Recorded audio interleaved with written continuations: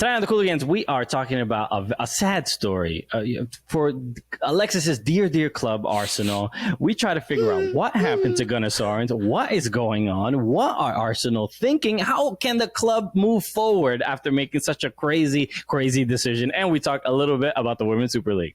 That's right. Plus, we talked to Jason Davis. We talked to him about a lot. We talked about all his time on the radio. We talked about his previous podcast, how he brought that previous podcast back. And I think he had a hair braiding blog at one point. We talk about a lot of that and more today on the Cooligans!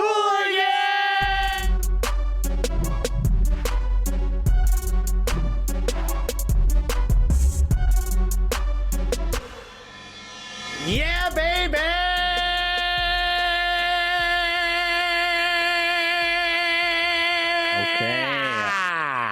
I'm bringing that, that Brad Pitt gif of him doing this from, I don't even know what movie. I think it's Meet Joe Black. I don't know, but I see you doing it, player, and you know what? It's working for me, bro.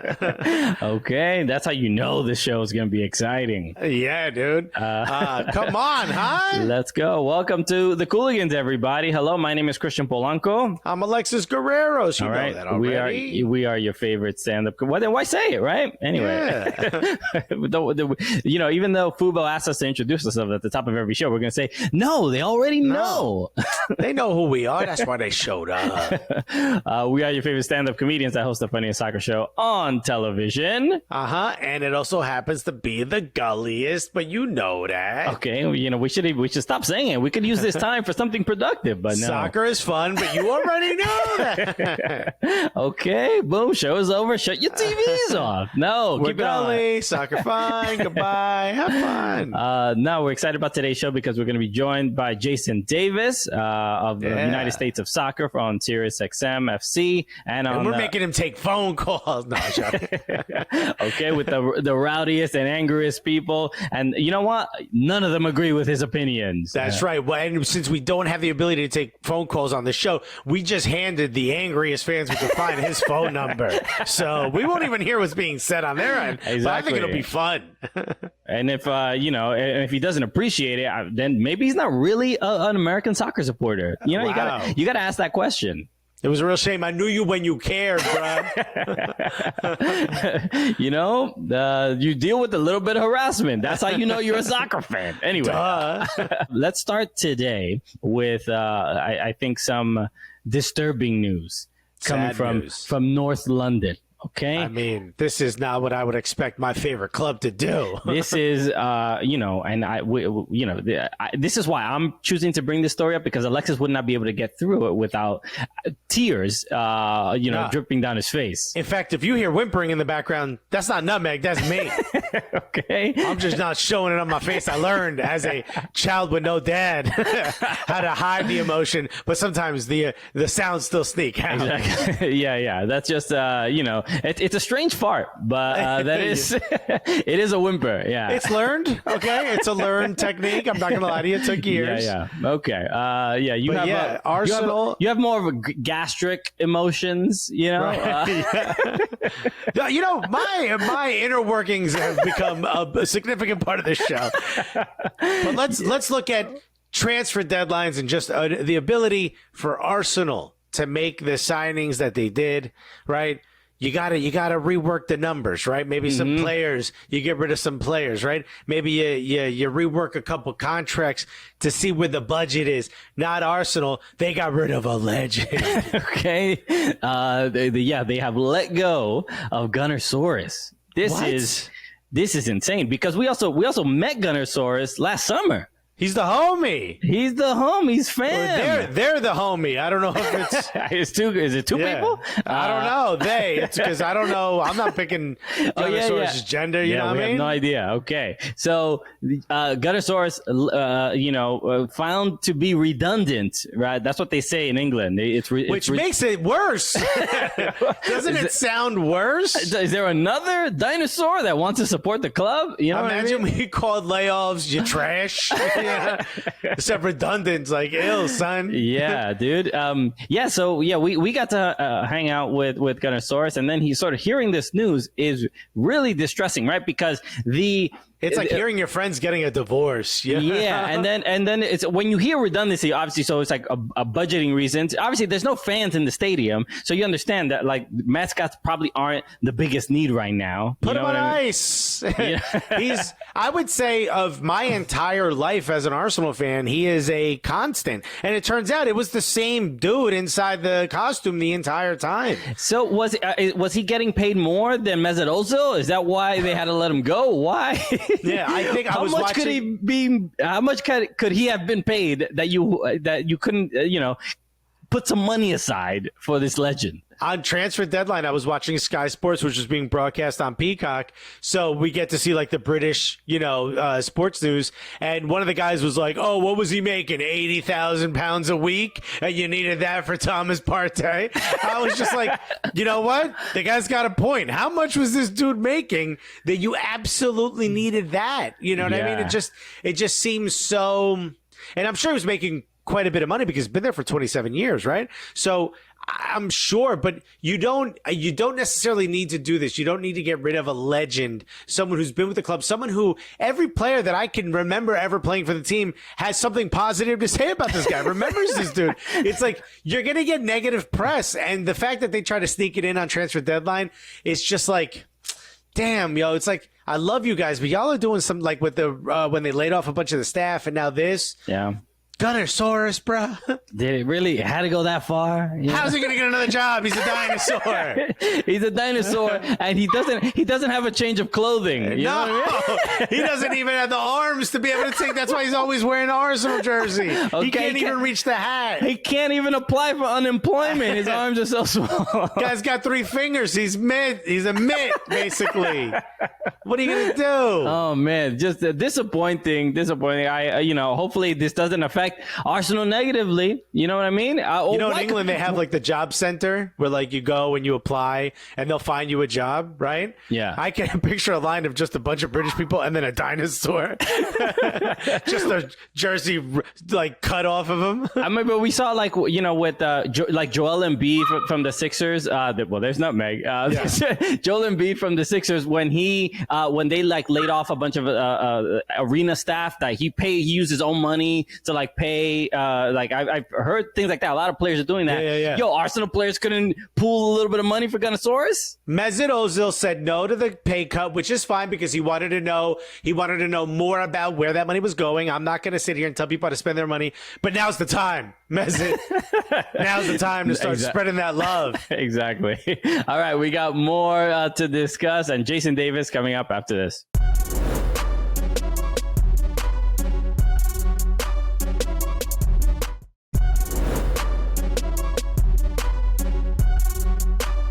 All right, welcome back, everybody, to the Cooligans Living Room FC, and make sure to stick around. We will be talking to Jason Davis of SiriusXM FC in a moment.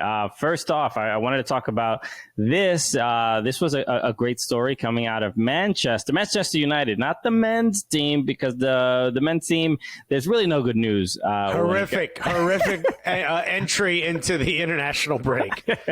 So at least the women's side is bringing a little bit of positivity. Kristen Press and Tobin Heath, obviously new signings for the Red Devils. But the cool thing is that they just put out a statement about the shirt sales. The shirt sales for these two particular players apparently have outsold any of those of the club's male players for the first 3 days after their signing. So, look, it sounds like we're jumping through hurdles to try to get to. But look, at any point, like, the way the English fans have traditionally treated the women's teams compared to the men's version of the clubs has been dramatically different. So the fact that this has happened, I think this just goes to show the continued excellence of the women's players as incredible players, but also as you need to get marketing pieces, bro. Like, if you have a brand, put it in the hand of a women's national team player.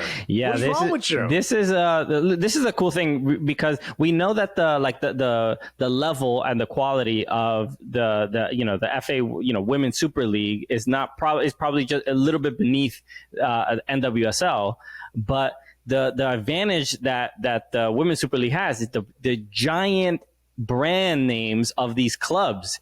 So if you bring high quality players. You know, Rose Lavelle to Manchester City and Sam Mewis as well to Manchester City. Alex Morgan at Tottenham. This is a big move to get to grow not only the quality of the game in that country, but the publicity, the notoriety. When you have these huge players, these huge players with these huge brands, and look, it seems like it's a win-win. So yeah, I hope that this leads to more interest in bringing star players to the Women's Super League. But my other concern is, does this hurt the NWSL because of all this success for the Women's Super League? No, because I just think it makes these names even bigger names internationally. I think it's great to have a former Manchester United player now playing at Angel City or wherever, you know what I mean? Yeah. At Sky Blue. I think it's only positive. I think the more, especially because it's like, I know this is like sort of a secondary tournament that NWSL is having, but it also lets those players shine. Christy Mewis is destroying the competition for Houston Dash. Houston Dash is continuing to look good. So it's giving them opportunities. It's giving the national team players opportunities to play in Europe. It's giving them even bigger names. I mean, what are we talking about? This is amazing. Left and right. We need to get a Cooligans Gullius shirt on Tobin Heath, apparently. Okay, well, we'll do everything in our power to make that happen. So yeah, look, I think it's definitely an exciting thing, especially when we know where England is when it comes to women's football, and anything that can help steer that in the right direction is, we're obviously fans of. Absolutely. You got to stick with us, because coming up, we got Jason Davis, United States of Soccer from SiriusXM FC. Stick around.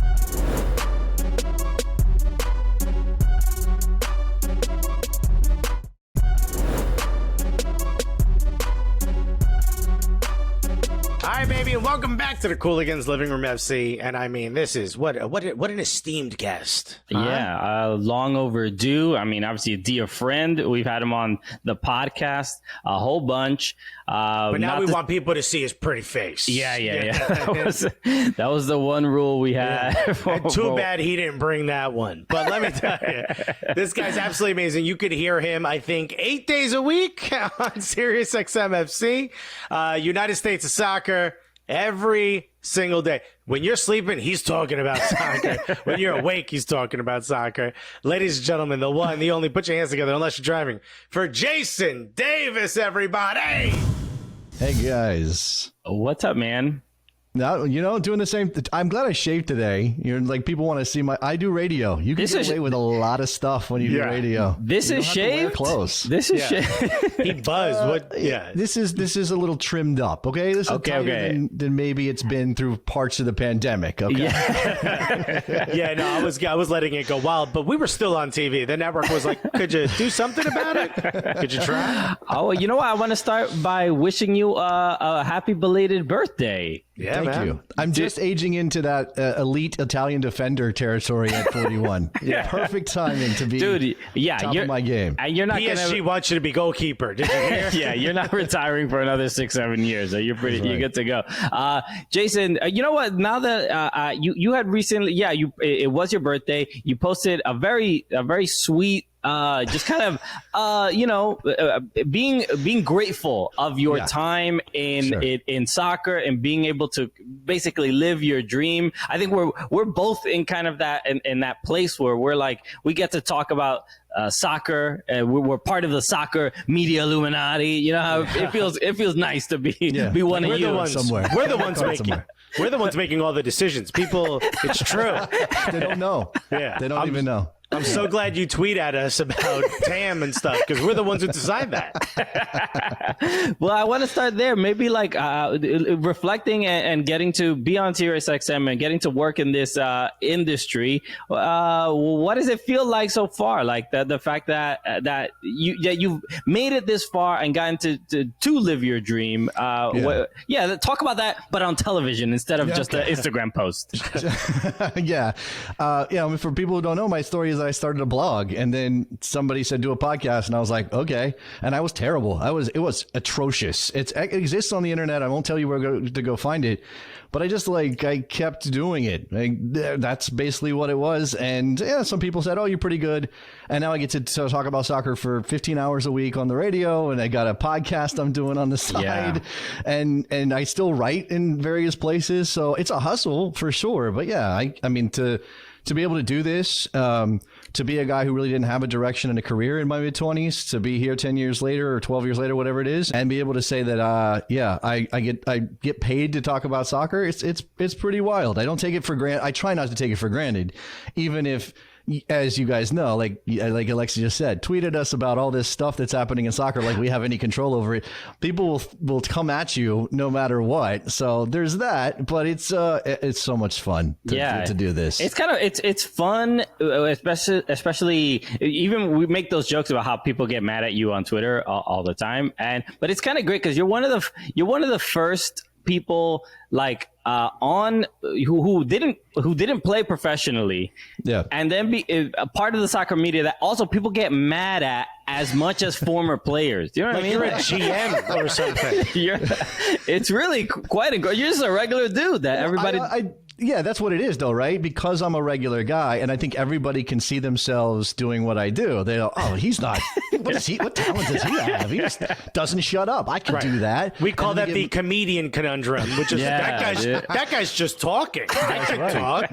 That's totally radio. Super easy, right? 3 hours of radio solo. You can totally do it. Yeah. And they see you coming from a blog, which I don't know what it was about, maybe creative hair braiding. And now look at you. You know what I mean? You're out here doing soccer talk. They're like, I can do whatever I want. I mean, I would also say that all hair braiding is creative hair braiding, but that's just me. That's true. That's you true. know what? I'm a purist, I guess. When you look at when you started talking about soccer to where it is now, especially in the American landscape, we ask players a lot, we ask former players a lot, we ask coaches a lot. From someone who just simply sat back and watched it and commentated on it, how does it feel to sort of have all the things to talk about now that are global and international and all this cool, like, buzzworthy stuff happening in regards to American soccer? Well, the world's gotten bigger for America. I mean, the world's gotten smaller because we can see everything happen around the world and we're all connected and all that. But I mean, like, for American soccer, the media, the blog sphere, whatever words you want to use, just our community, right? It used to be super tiny. It's why I was able to get where I am. There weren't that many voices out there. So when I started yelling, people were like, oh, there's a new guy. Let's go listen to him for a little while. And eventually got me on the radio and all that. Nowadays, things have changed, and it's a good thing and a bad thing. It's a good thing that all these bigger companies are taking an interest in soccer. I mean, obviously, let's thank fuboTV for signing the Cooligans up. I mean, that's great, right? Because we've all done this thing where we've, like, in our houses put something on YouTube, and that was the soccer media. Now it's not. Now we got fun shows like this and everything else. So that's good. Actually, we're in our homes, so it's I realize that we're all being safe at home, and so we're reliving those days. But I'm in my bathroom sitting on my toilet, dude. Don't pan down. Right? Okay. Only on the OnlyFans, obviously. Okay, that's the extra level on Fubo TV. You need to pay a little extra. But to have American soccer reach the point where these big companies are taking an interest, and there's actually some sort of, I don't know if money's the right word, but money sloshing around a bit on it, and people are getting paid to talk about soccer, and we obviously have players now playing at the highest levels. I mean, it's crazy. If you remember the days when we were looking for, like, oh, that guy's a dual national and he's 18, he's playing in the Slovakian second division, sign him up for the national team. Yeah. Now we're like, nah, Weston McKinney's at Juve, and Reyna's dropping 3 assists in the Bundesliga. We got Christian Pulisic working people in the Premier League. That's so much different. That's so much better. Yeah, it feels good, because when we started 5 years ago, we were like, we think the men's national team could do something, and now we're like, y'all better watch out. Well, but we just missed the World Cup, right? So that was like the ultimate heartbreak. Like that's having the love of your life leave you at the altar, basically. We didn't even get there, right? Yeah. And now it's like, well, there's some, they're back in our lives and they got a makeover, and now it's like, okay, is this real? Like, can we get hopeful? Can we be excited, or should should we like hold back and like, I don't want to commit because I don't want to be let down? Or maybe missing that World Cup, maybe these things don't happen unless we miss that World Cup, right? Who knows? It's sort of a thing where like there's a new level of not only appreciation, but like expectation. Look, there's two things. It's almost like if we miss the next World Cup, which would be just absolutely insane at this point with all these players in these positions. But then on top of that, CONCACAF changing all the rules to make sure that we definitely get there. Like there really should be no damn excuse. Yeah, I mean, you can't fire Sunil Gulati twice, right? I mean, even though technically he wasn't fired the first time. But yeah, okay. Look, Jason didn't say anything when I said Sunil's name. Put that on record. All right, we have a lot more with Jason Davis, so come right back after this.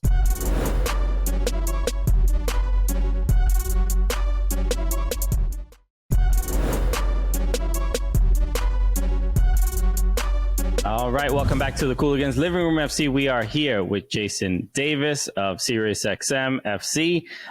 Jason, we saw Serginho Dest get his first minutes for Barcelona. This is pretty insane, right? That we have an American player just right there at Barca. It's pretty surreal. What are your thoughts on it? And given the fact that a couple clubs were fighting for him, right? Bayern and Barca, and also like a lot of listeners of your show are hardcore U.S. men's national team fans. Really focus and go to you for that USMNT news. What's the temperature like on what the expectations are for Serginho Dest? Well, first of all, I can't believe they made the man juggle in the middle of the Camp Nou and put him on blast. Like, that's a lot to ask a kid. I know there weren't like 100,000 people in the building or whatever, but that's a lot to ask the kid. I think even Neymar struggle with that. I do like that he refused to do it. So, but at with the move to Barcelona and him being American and an American international who's got, I don't know how many caps he got, what, 3, 4, 5 caps? Like he hasn't, It's not like he's established or anything.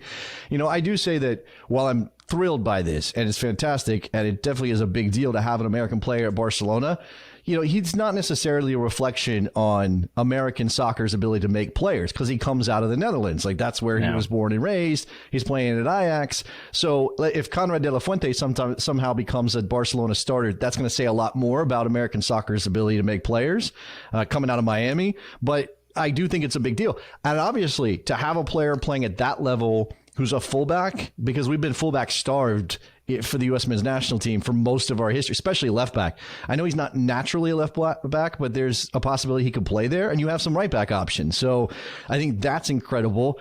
I think that most people are kind of holding back on expectations, right? So this is kind of just like McKennie to Juve. It kind of feels like it might be a move too early, possibly for this player, and so he's got to prove it.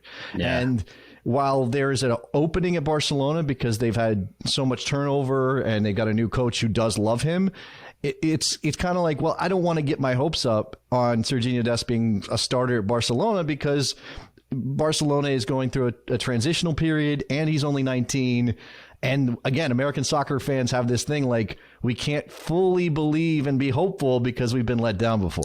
Now, I don't know what you're talking about. By the way, this is Alexis from New York calling. First time, long time. I think you're terribly wrong about Serginho Dest. When I look at something like this, it's like, right. If you look up at his Wikipedia, it says he was born in the Netherlands. I have on good authority he's from Bayonne, New Jersey. He's got a very thick accent. Okay. But I think in the past, when you look at American stars in Europe, right, the first thing you think of in a previous era would be Clint Dempsey, right? Yeah. Clint Dempsey playing at Fulham, right? It's got a couple minutes, right? Got some burn at Tottenham, didn't go as well. And you look at someone like Michael Bradley in multiple places in Italy, but probably Chievo was probably his best run. I know Roma, he played pretty well, but I don't know that he was as beloved there. If you look at that, Serginho Dest, if at that era Michael Bradley or Clint Dempsey would have gone to Real Madrid or Barcelona, we would have had a parade. You know what I mean? Yeah. So I think it actually says something that you could look at a move like Serginho Dest who is still our first choice fullback. I mean, I know he's not established. He's a first choice fullback. Oh, for sure. Yeah. You look at him going to Barcelona and go, it's still not, I'm not sure yet. It's like, what more do you want this guy to do? No, you're right. You're right. I mean, remember when it was Dempsey might go to Liverpool, and Liverpool wasn't even they weren't close to what they are now. They were trash. And we were like, oh my God, Clint Dempsey might go to Liverpool. This is the greatest thing that's ever happened to American soccer. Now it's like Weston's at Juve and Dest is at Barcelona and Pulisic's at Chelsea. Oh, yawn. It's all old hat now. Like we're just Landon Donovan got one USA chant alone at Everton, and we were freaking out. Yeah. Pulisic goes for 72 million, and we're like, well, let's see if he gets minutes. Right. I mean, it's that balance, though. I think it's fascinating to see, like, we realize that these things are big deals, but we also recognize that, like, nothing's guaranteed for the development of these players. And we've got enough examples of players who had all this potential who didn't become anything. And even if Dest is more established, and obviously McKennie has a bunch of Bundesliga appearances under his belt, and, all of that, we're still, I still think it's reasonable to be like, okay, let's just wait and see a little bit. Yeah, I still believe in Gideon Zalalem, by the way. Sure.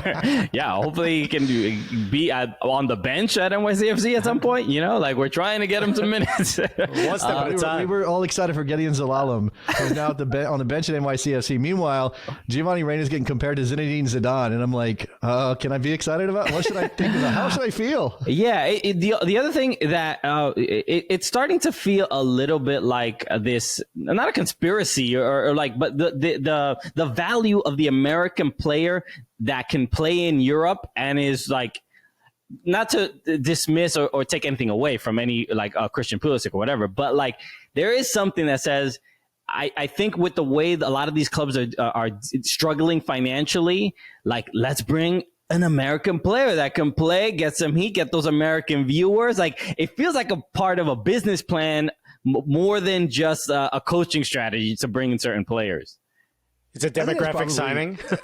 I think that's probably part of it. I mean, I talked about this a lot. I think specifically with McKennie at Juve, I don't know about Dest at Barcelona. I mean, I think he was getting some heat as one of the best young fullback prospects in the world, even last year when he was breaking through at Ajax. So it wasn't crazy for him to be linked to Bayern or to Barcelona. But McKennie, that came out of nowhere, right? We thought, Southampton would be lovely. That'd be a nice little test for him as he moves into the Premier League and just sits there in 10th place the whole year. When he got to Juve, the first instinct is to say, this is about marketing. Remember, they changed their shirts, they dropped the stripes, they went to the dual color thing, and everybody was freaking out. They changed the badge, and everybody's like, is this about the American market? I think it's reasonable to think that they wanted some heat, but it's not like Weston McKennie is making SportsCenter every day, or like people, if you asked 100 people on the street in any major metropolitan city, they're gonna go, Weston who? Like, is he a TikTok star? Like, what does he do? I don't know who that is. So I don't know. No, that's Alfonso Davies. That's Alfonso Davies. Yeah, that's true. It's still significant that he's getting minutes at Juve. You know what I mean? And I just picture Pirlo just like popping open another bottle of wine amongst a sea of empty bottles of wine, and he's like, "Bring me an American. I'll fix it." You know? We got more with Jason Davis. We get back after this.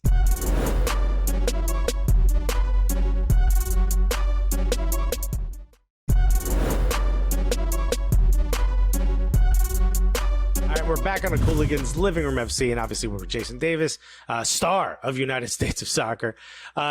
Jason, when you look at like talking about soccer as much as we do, and you do it a lot more than we do just because of your schedule, right? There's sort of like the magic of it kind of goes away because you learn a lot about the GMs and you start to see patterns and things like that. Is there anything that still surprises you? Is there anything that still sort of grasps that childlike awe that you probably had when you first started your blog and you were trash at this, you said, but you got better? Yeah, I mean, I think, you don't, no matter how many games you watch, no matter how much it becomes work. And sometimes I'll get like, hey, how do I get into soccer media? And I'm like, well, try really hard and I don't know, eat your Wheaties or whatever it is. One thing I say is don't quit, because I came from this generation of people who started blogs, and many of them very talented. Some of them matriculated into soccer media, and some of them just quit because it's hard, right? If you're not making a bunch of money and you got a family to support and all these other things. things. For me, it was just not quitting that got me to this place. I was just too stubborn to say no to pretty much anything that I could do. And you were like, I don't care about my family. Okay.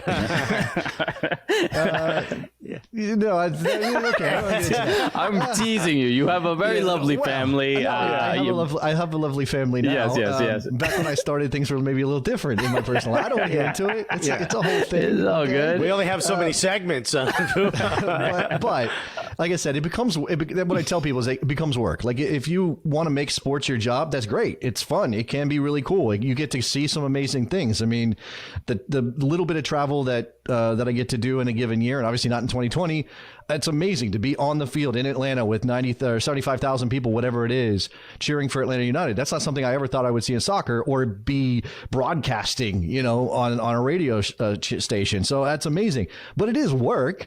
I do 15 hours of radio a week, and I get to the weekend and all these games are happening. And it's sometimes, not all the time, sometimes it's like, I don't really want to watch any soccer right now. I need to go do something else. Like I need to detach myself. But if I do come back to it, and I do, like I watch a ton of games. What I'm still the guy. I'm still a little kid when it comes to like a golazo, like an absolute killer goal. I still, I jump up. If I can see the pass before it happens, I love that. I love when you see a break, when you see a team building up, and you can see the run happening, and you go play it there, play it there, and then that happens. That's still an amazing feeling. No matter, I don't think it'll ever go away, no matter how much I talk about the sport. Yeah, I feel like it I have a question in mind about just like we hung out a whole bunch. We've met your wife, it's an interesting thing because you are definitely a person who probably consumes more soccer than most people in the country, right? As are we. We're watching a bunch of games and things like that. But then we're also with people who were like with partners that don't really care about the sport at all, right? Yeah. And sometimes I think it's a good thing, right? Because we get to disconnect from our jobs for a while. It would suck if my wife was like, "You think Melissa McKenny's gonna play?" I'd be like, I can't talk to you about this too. My wife walks by the TV. She's like, "Let me guess, they're going to kick the ball," and she walks away. I'm like, I like that. I need that in my life. I've had a couple of moments where my wife has sat down with me. It doesn't happen very often, but occasionally she'll sit down with me and give it a try. She'll give it like a go. So she likes to guess the names of the teams based on like the 3 letters in the score bug on the screen. Okay. She'd be like, is that Seattle? And I'm like, yes. And she's like, Sounders? Like, very good. Point for you today. Bing, bing, bing. Remembered that. She gets up and walks away. She's like, I did soccer today. We're good. Pretty much. Yeah. Soccer's not so tough. Yeah. We don't talk about it almost at all. And I'm okay with that. She supports me. If I do need to dump something on her that's work related, she'll listen. She's an engineer. Everything she does is straight over my head. But if she's like, well, the TPS didn't XYZ and I had to go and redo the parameters, I'm like, that's great. Yeah.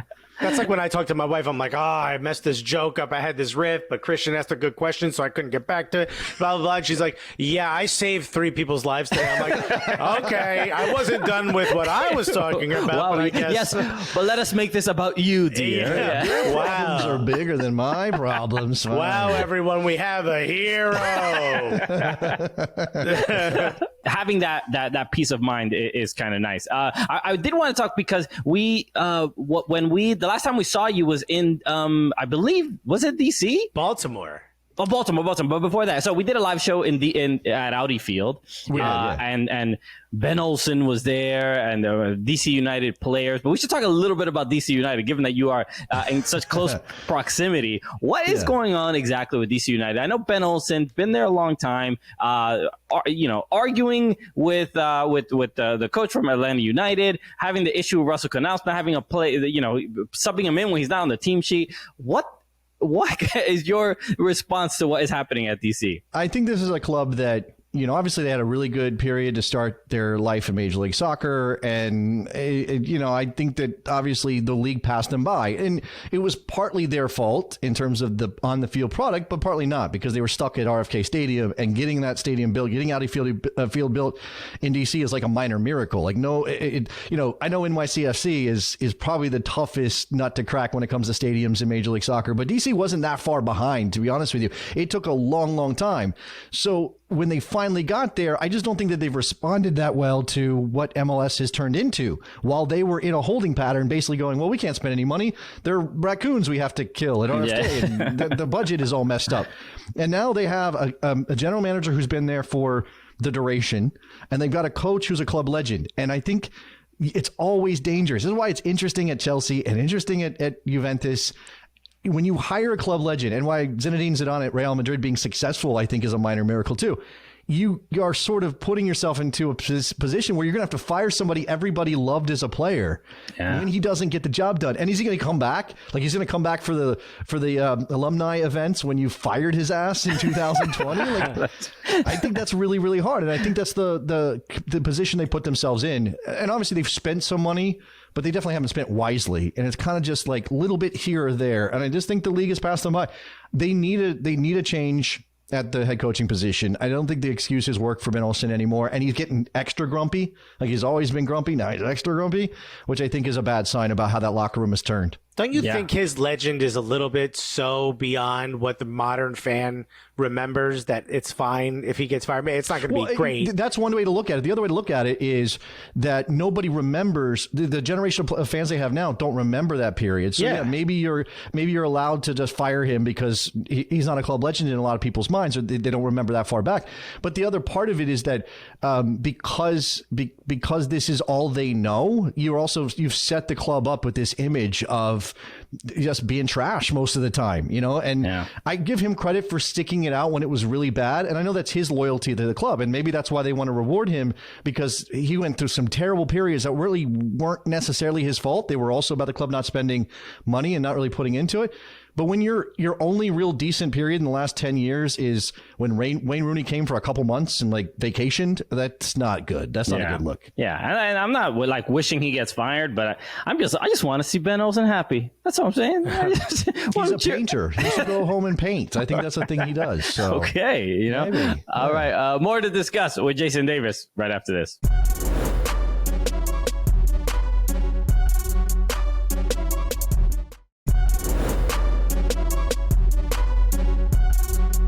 Welcome back to the Cooligans. We are still here with Jason Davis of United States of Soccer on SiriusXM FC, and of course, Best Soccer Show.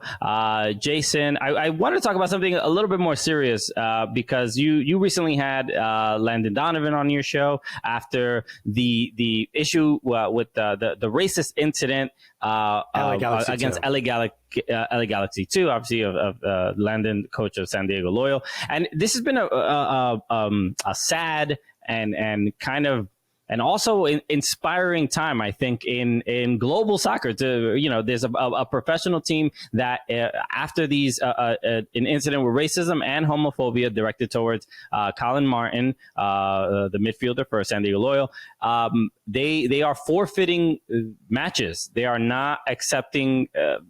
They are not accepting this in the game, right? But that the one against Phoenix was really pretty incredible. And we Alexa and I haven't spoken about this just yet, but I want to talk to you about it because it's pretty monumental for Landon Donovan to be such a leader and do this. But what was after you spoke to him after the LA Galaxy 2 segment? What was sort of the response and sort of your thoughts on a team making a decision like that?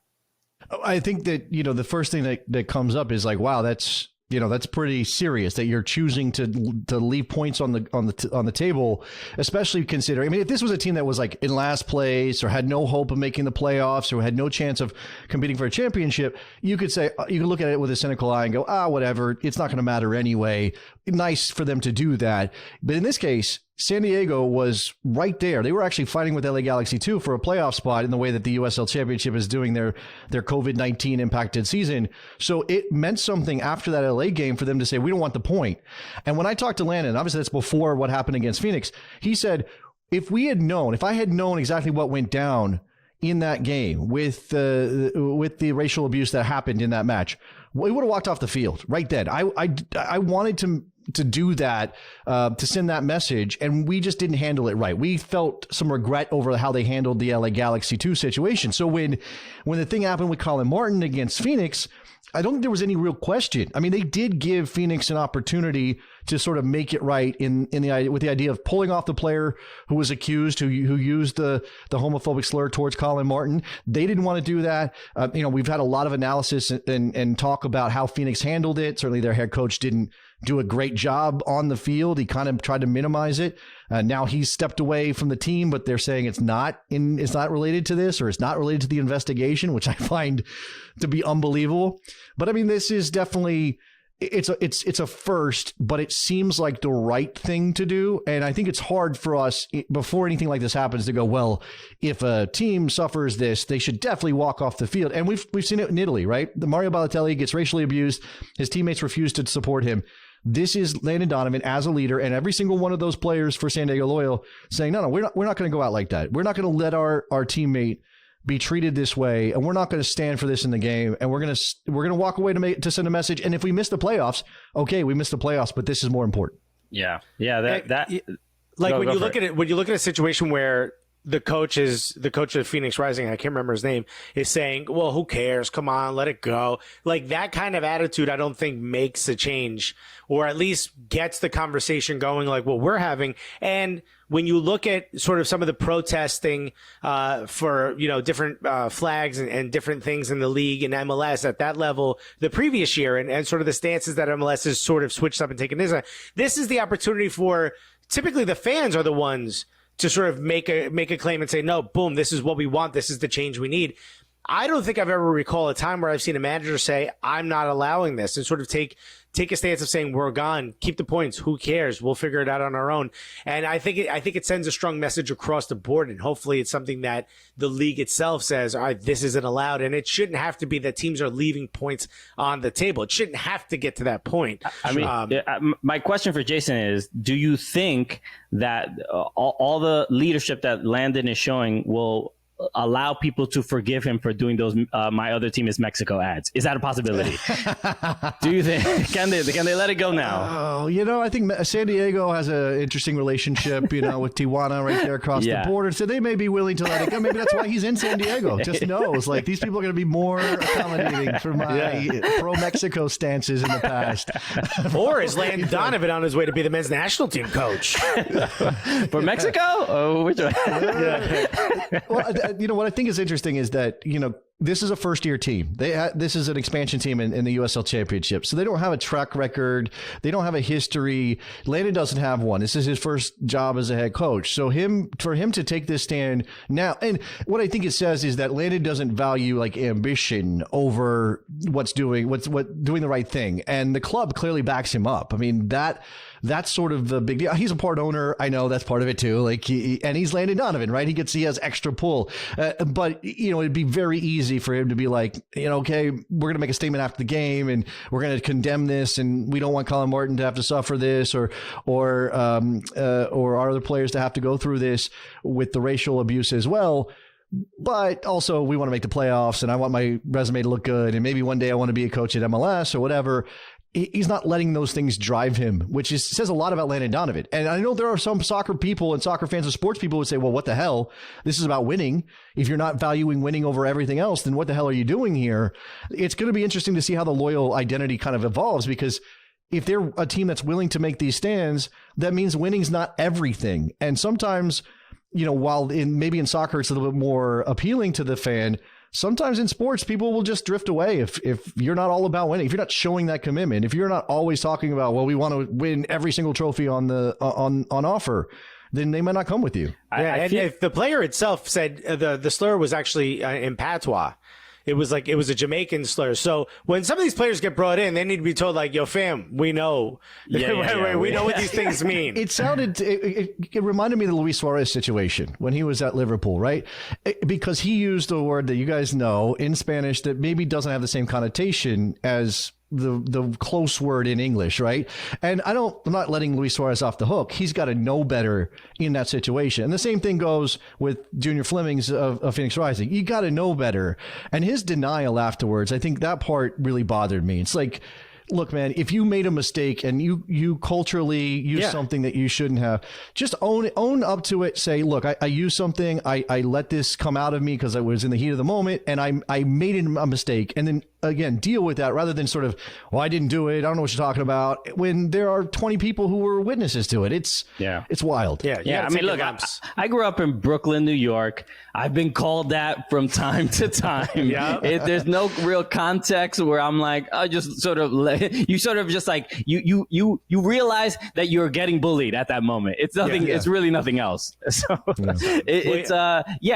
was just going to add just like the fact that that Landon is really showing this kind of leadership. I think it feels like the San Diego Loyal can become the FC St. Pauli of American soccer. Like the fact that they are taking this stance could mean something more than like what you said, than just winning soccer games. And they're not in the top flight, which is just like St. Pauli. We'll be back with more right after this. Yeah, I mean, look, American soccer has carved out this niche where it's these community clubs or clubs that are very responsive to their fans or feel like they're more connected. Detroit City FC just won the fall championship in Nisa. That's a club that like everybody can point to and say they don't have this big corporate mentality.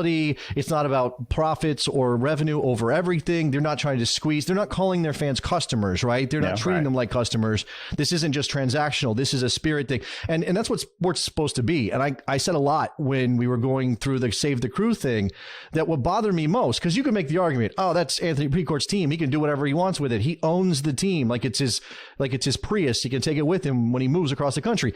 But that's not what sports are. Sports are supposed to be more of this social contract between us and the people that control the team. Yeah, you can technically move it if you want, but should you? No, probably not, because we have a deeper passion and connection to this thing than we do to our Sweet Green down the street or the Dunkin' Donuts around the corner. Yeah, we got more. Sweet Green till I die. I'm Sweet Green till I die.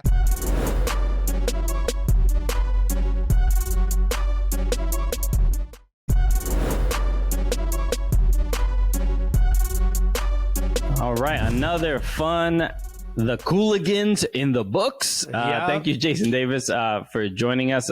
We appreciate it. Jason, is there anything you want to let people know about before we sign off? Well, definitely listen to the radio show. It's 12 to 3 Eastern time, SiriusXM channel 157. That's the soccer channel, so it's all soccer. Just leave it there. You'll be better off for it. I've also got the podcast, it's The Best Soccer Show. We just kind of came back under that name. I used to do that show a couple years ago. We revived it. You can find it on any podcast app or whatever, Apple Podcasts and all of that. That's a really fun show. It happens twice a week. And also, follow me on social media, Davis JSN, because there's too many Jason Davises in the world. So it's Davis JSN, Twitter, Instagram. I think those are the two that I'm really on. And remember, his podcast is just called The Best Soccer. We're still The Best Soccer Show. They just named it. It's just we got to clarify. We went with that SEO gold back in the day. It paid off. Yeah, it certainly did. Reclaim things. I know you guys showed up. It's all good. We can share the spotlight. There's enough room for all of us. Well, thank you again, Jason. Everybody, make sure you follow and support the man. Everybody, make sure you follow at Soccer Cooligans as well, at Fubo Sports, and subscribe to the Fubo Sports YouTube channel for full episodes of the program. All right, everybody. So let us end the show the way we normally do. It's always an honor to have Jason on to be able to do this. So for Jason Davis, my name is Christian Polanco. I'm Alexis Guerreros. And together, what are we? The Cooligans!